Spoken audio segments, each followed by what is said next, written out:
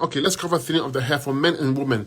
The only distinct difference between the men and women hair loss is that women tend to lose their hair when they have a hormonal imbalance.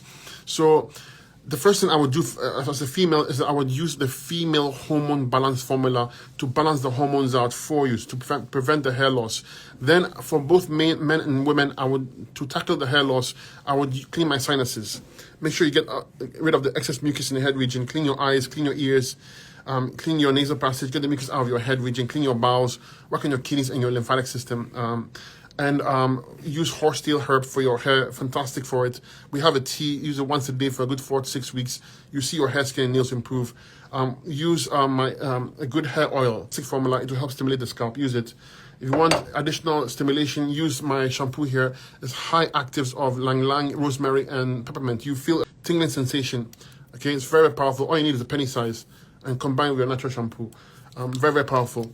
You shake it and it gets cold. That's how powerful it is. You shake it, it gets cold. Okay, that's the actives.